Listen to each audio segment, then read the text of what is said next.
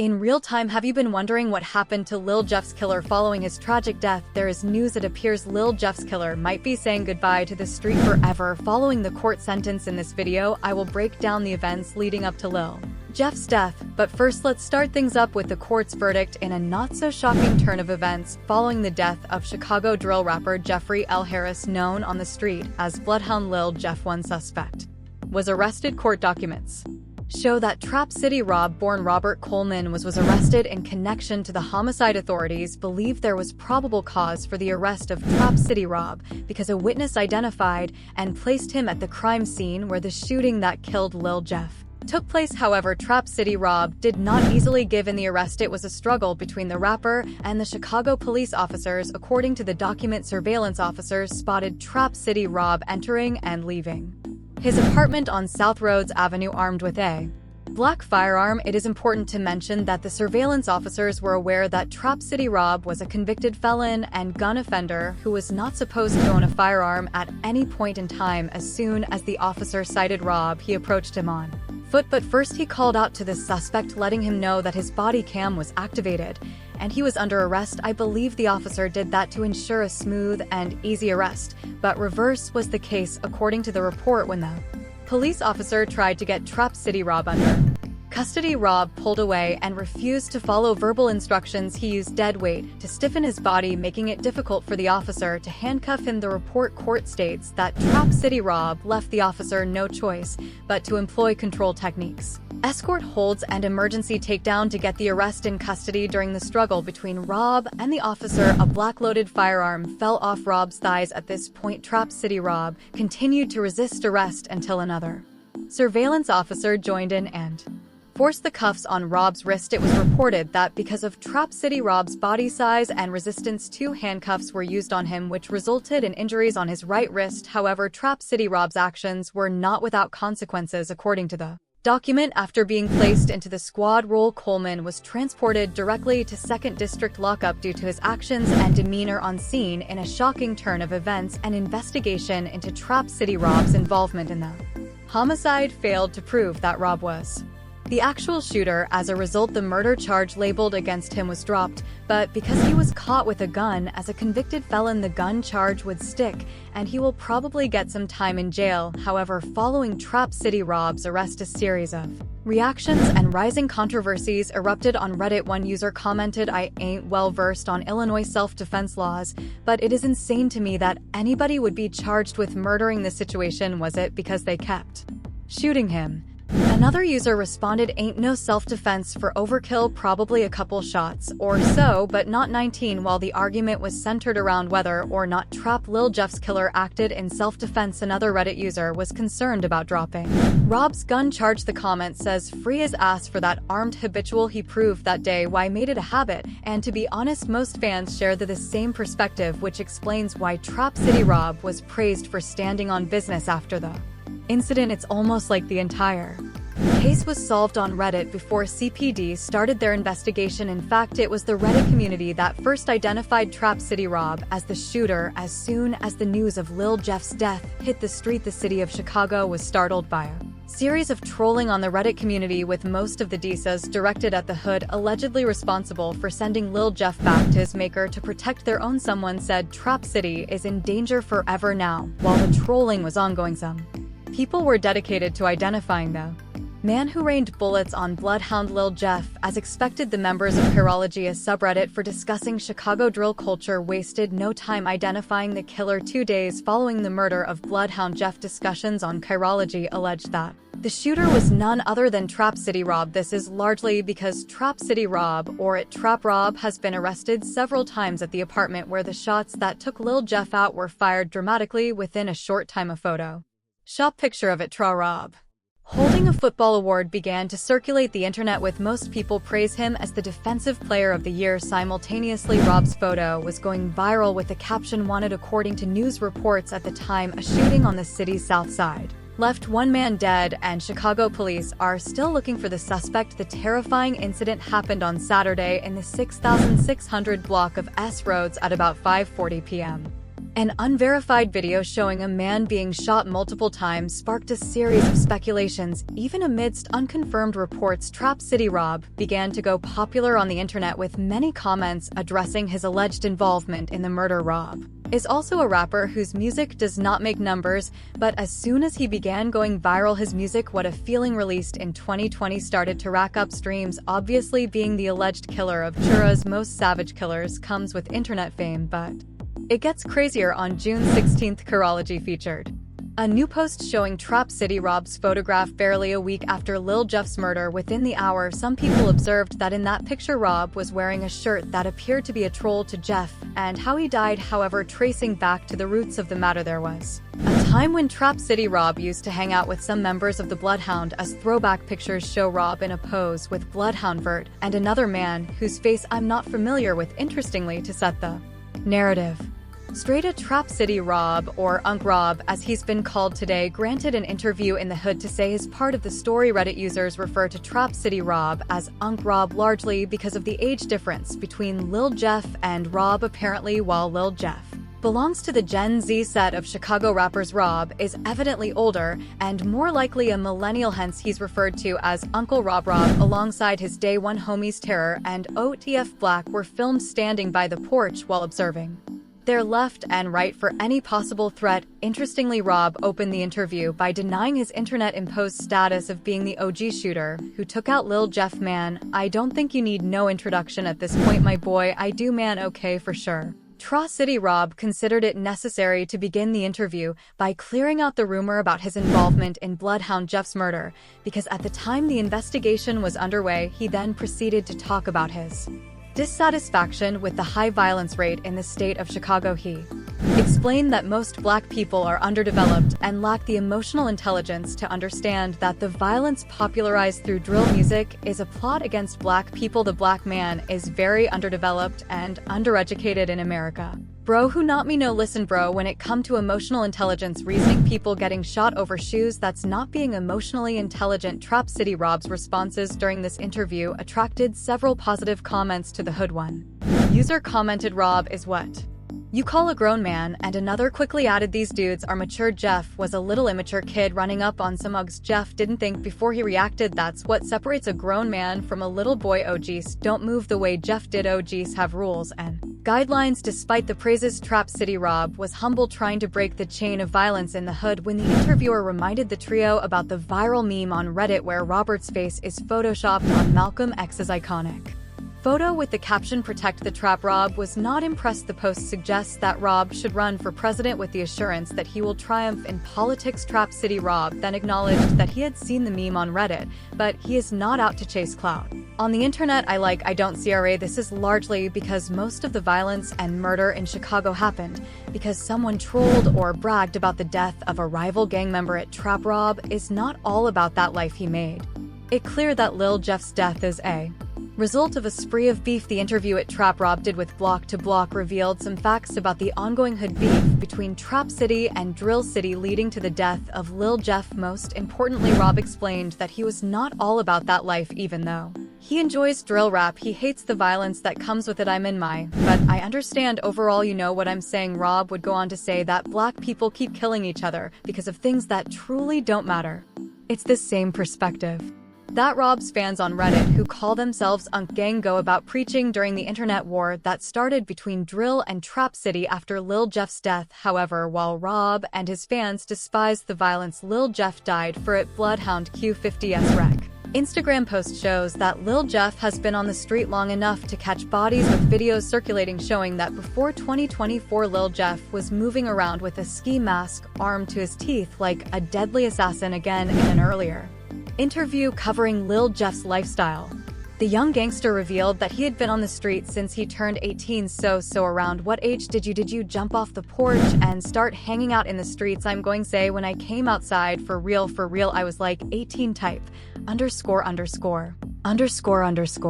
Okay, I just turned like 18. He also went on to reveal that he was no stranger to the street despite jumping off the porch at 18. But I'm doing that as I've been seeing my whole life. See what I'm saying? I told you I got an older brother, so this SH ain't Nothing new for real, it's the same I've been seeing. Lil Jeff revealed that he had an elder brother who taught him almost everything he needed to know about the street. And if you don't know, he was talking about J Boogie. Now what you should know is that J Boogie is about the same age group as Trap City Rob, and what's most important to note is that back in the day these dudes were cool with each other. In the interview by Block2Block on YouTube, Trap City Rob confirmed that the two hoods used to be cool until the Bloodhounds stole their homie's chain, and then everything went south to hang them. They know what they died up, so okay, they know what they so okay. The Bloodhounds it why was cool, my hom stole the change bro, we tread like took it, he stole my own ch. But again, if you look closely, you will see even far deeper than what Rob said was the reason for the beef. At least for Bloodhound Jeff, their feud started with the death of his cousin Z Money. Let me give you a little background. The start of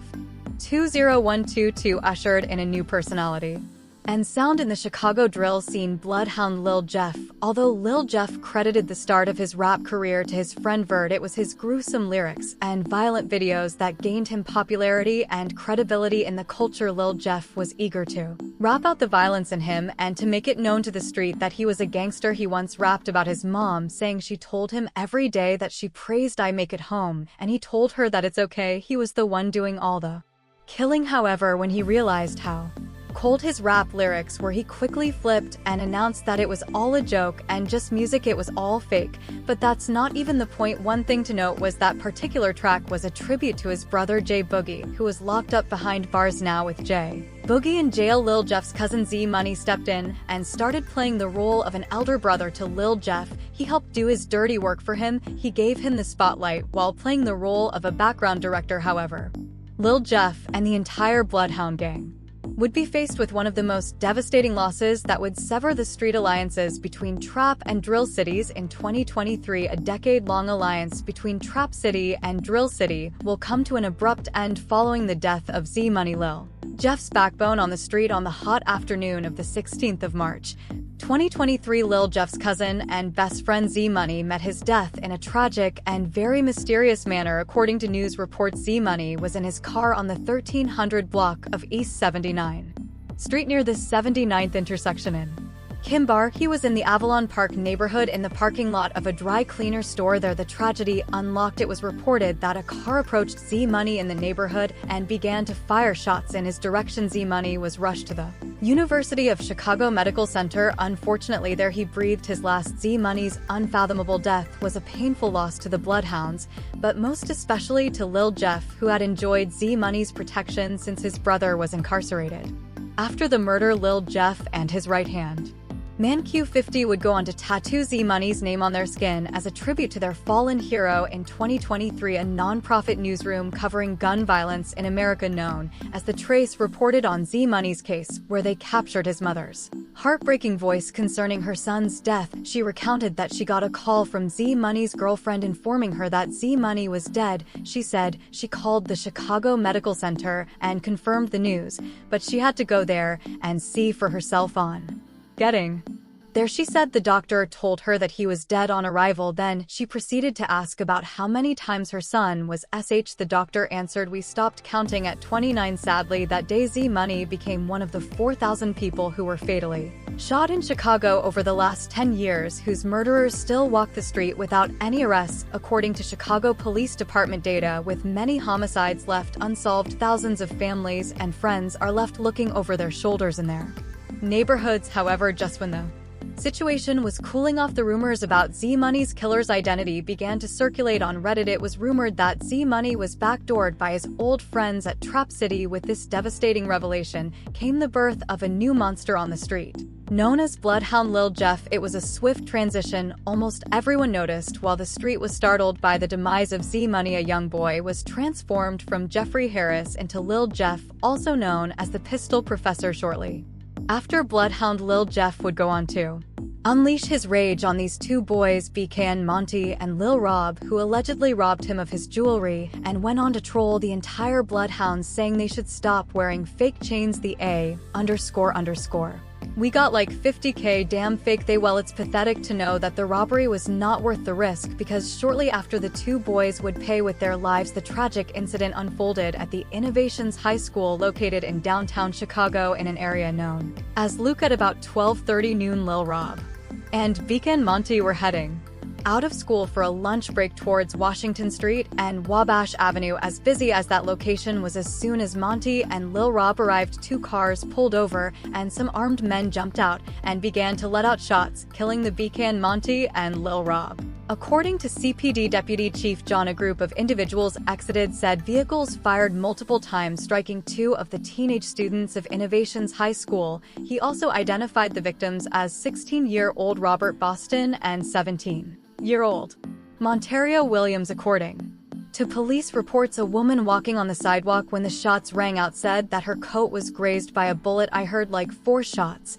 and that was super anxious and sad, and I was afraid that it hit me too by accident." Unfortunately, just like most of the murders that happened on the streets of Chicago, this one too went off without any trace of suspects. If you have been following this story, then by now you already know who our prime suspect is, but let's not hop onto police business. What you should know, however, is that somewhere on the street, death was lurking, waiting for the next time Lil Jeff would go on a drill again. Lil Jeff's tragic death. Interestingly, the events of Lil Jeff's death are perhaps the most dramatic turn of events in the Chicago drill scene. Lil Jeff literally died trying to do what he knew how to do best, which is killing for the fun of it. I remember one of Lil Jeff's lyrics where he said every time he sees an OP he drops his mask and swings the door. Well, as it turned out, Lil Jeff never joked about a thing. He rapped about the most devastating event to have hit the Bloodhounds happened in the broad daylight of June 8, 2024. On that day, Bloodhound Lil Jeff, Q50, and one other guy were caught standing on business in surveillance footage that was later released. Lil Jeff and his gang were seen literally swinging the door and jumping off the car to smoke a rival gang member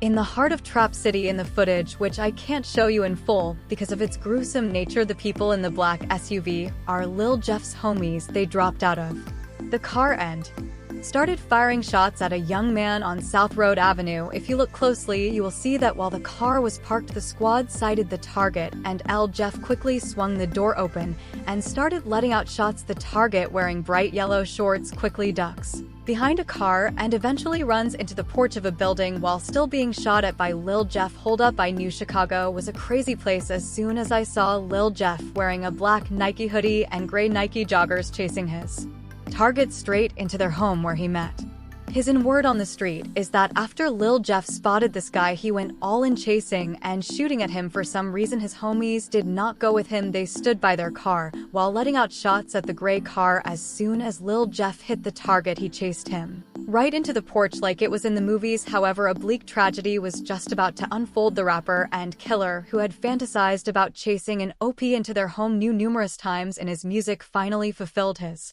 fantasy, only that this was a one-time only experience.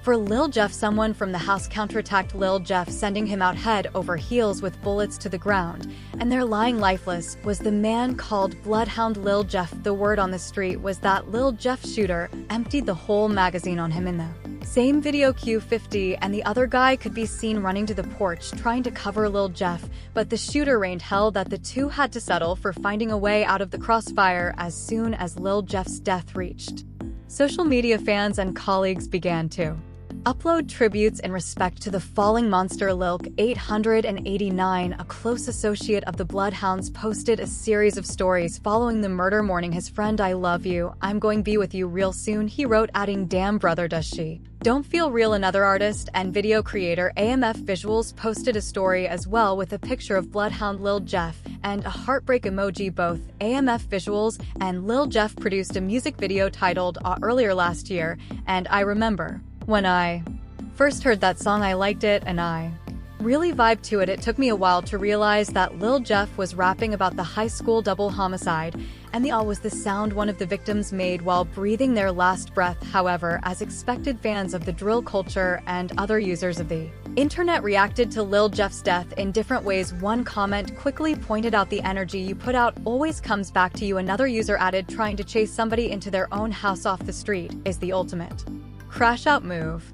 Well, I bet Lil Jeff thought he was face to face with his fantasies, but take a look at this comment which tried to compare Lil Jeff and King Von. Given that most people have called them two of one, I feel like V represented Chicago more than Jeff, because yes, Jeff was a window into the streets of the modern-day Chicago wars, but V was more of what happens to most gang members in Chicago. V actually been to jail for bodies and beat it, and was in the wars for like a decade straight. Also, he started really young like most gang members. V story: if you're a fan of Chicago drill rap, or like me you follow the music events and news from the Chicago rap scene, then you must have noticed that Lil Jeff's artistry and rise to fame are based on the same qualities that made King Von such an interesting artist in the Chicago drill game. If you don't understand what I'm talking about, then let me plug you in on the gist. Researching King Von, I realized that this dude did not only kill several people and brag about their murders, but he fits the criteria of a serial killer. As defined by the FBI, according to the FBI, serial murder is the unlawful killing of two or more victims by the same offender is in separate events. Interestingly, Lil Jeff not only claimed to have dropped more bodies than King V, but he also rapped about them and mocked them in his songs. This explains why the internet is filled with Lil Jeff and King Von's comparisons. Bloodhound moved in King Von's steps so much that Jew asked him if he considered V as his mentor, but what about the type of lifestyle that V led was? That was something you looked up to as a young coming up in Chicago, though everybody do what they do. Although Lil Jeff tried to play that off, claiming everyone does their thing in Shero, everyone else knows that he looked up to King Vov in the way he lived his life on the street. However, one thing stood out about Lil Jeff's rise to fame, and that was his 10 body counts narrative. Jew did not forget to bring that up during their interview, cause they said Bloodhound Lil Jeff got 10 bodies. I said, okay, well he can't be in the rack then. This _ must be you feel. Shortly after Kill 8 Tree Mob was killed, word on the street pinned the body on Bloodhound Lil Jeff. In a shocking turn of events, Lil Jeff hopped on IG Live to update his body counts. The footage shows Lil Jeff alongside Q50 and some dudes flexing guns and vibing on live Instagram. Although there is a loud noise in the background, you can hear Lil Jeff say that he is now counting his toes. Damn, I actually respect that use of metaphor, because if you count past your fingers, then you have counted more than 10. I'm going that _ is 11. You going to be A and I'm SC or. As soon as his body count started to go viral on the internet, many people refused to believe the saga. But here's the thing, if the dude said he did, then he did it. Let's not forget when he updated his Instagram with a photo showing new tattoos on his neck area. The tats were designed in the shape of teardrops, each representing a kill. He then captioned the post, "Go do the math if you know you know." Damn.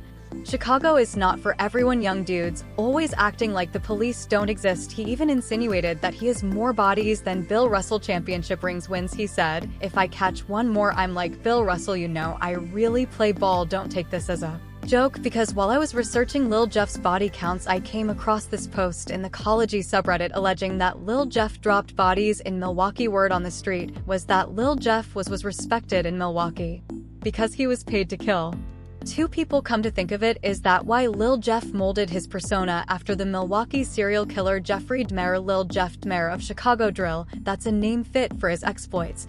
But it is pathetic, although a natural order of things, that Lil Jeff was killed by the same violence he's so much glorified. When the news began to circulate that Lil Jeff was killed by EY Trap Rob, someone commented, "This user declared he killed Lil Rob. Now he got by Big Rob." Although a funny remark, it goes to show how there is no way out of Gang 6 violence other than death. But here is a big question: if the police dropped Trap City Rob's murder charge, that means the shooter is out there. Who could that be? I stumbled across the words of a Reddit user, which I'd like to leave you with. I said, "Rob ain't pull it the real shooter. We will probably never know because they lie low and not publicly claiming it." If you enjoyed this video, click the card showing on your screen for more videos.